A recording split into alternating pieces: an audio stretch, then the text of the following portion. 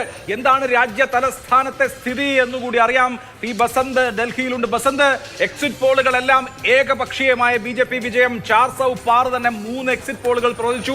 ഇപ്പോൾ പ്രതിപക്ഷ സഖ്യത്തെ സംബന്ധിച്ച്, ഇന്ത്യ മുന്നണിയെ സംബന്ധിച്ച് ഞങ്ങൾ സർക്കാർ രൂപീകരിക്കുമെന്ന് പറയാനുള്ള ആത്മവിശ്വാസമുണ്ടോ? 295 എന്ന കണക്കിൽ അവർ ഉറച്ചു നിൽക്കുന്നുണ്ടോ?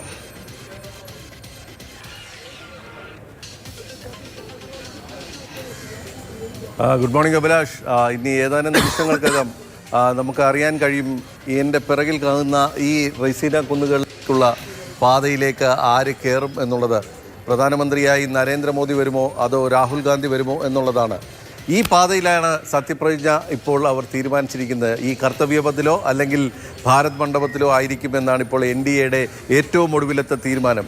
വലിയ റോഡ് ഷോയോടുകൂടി പരിപാടി തയ്യാറാക്കുന്നുവെന്നാണ്. അല്പസമയം മുമ്പ് BJP കേന്ദ്ര കാര്യാലയത്തിൽ നിന്നും നമ്മളെ റിപ്പോർട്ടർ അർജുൻ പീതാംബരൻ തയ്യാറാക്കിയ റിപ്പോർട്ട് പ്രകാരമാണെങ്കിൽ വലിയ തോതിലുള്ള സന്നാഹങ്ങൾ അവിടെ ഒരുക്കി കഴിഞ്ഞു. ഭക്ഷണത്തിൻ്റെ മറ്റ് സൗകര്യങ്ങളൊക്കെ തന്നെ. അപ്പോൾ BJP ഉറച്ചു വിശ്വസിക്കുന്നു ഇപ്പോഴും ഞങ്ങൾ അധികാരത്തിലേക്ക് വരുന്നു എന്നുള്ളത് തന്നെയാണ്. എക്സിറ്റ് പോൾ ഫലങ്ങൾ അതുപോലെ തന്നെ ഉണ്ടാകുമെന്നുള്ളത്.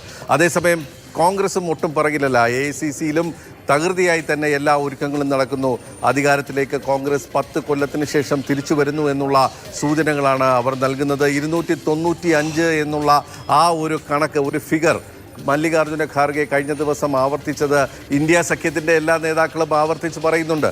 പക്ഷേ ഈ സീറ്റുകൾ എവിടെ നിന്ന് എന്നുള്ളത് വ്യക്തമാക്കാൻ അവർ ഇപ്പോഴും തയ്യാറായിട്ടില്ല.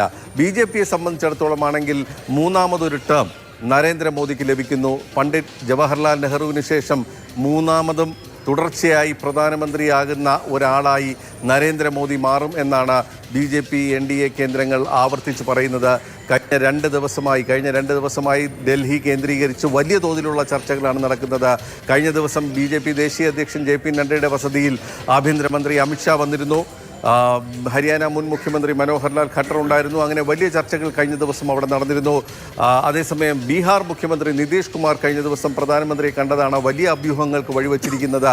അദ്ദേഹം കേന്ദ്രത്തിലേക്ക് വരുന്നു, അല്ലെങ്കിൽ കേന്ദ്രമന്ത്രിയായി വരുന്നു. അപ്പോൾ പറ്റ്നയിൽ ഒരു അധികാര കൈമാറ്റത്തിനുള്ള സാധ്യത കൂടി തുറക്കുന്നു എന്നുള്ള സൂചനകൾ വരുന്നു. ഏതായാലും ദില്ലിയിൽ ഇന്ന് ഉച്ച കഴിഞ്ഞാൽ വലിയ തോതിലുള്ള രാഷ്ട്രീയ ചർച്ചകളുടെ വേദിയായി ദില്ലി മാറും. ഇനി ഉറങ്ങാത്ത രാത്രികളാണ് ദില്ലിയിലുള്ളത്.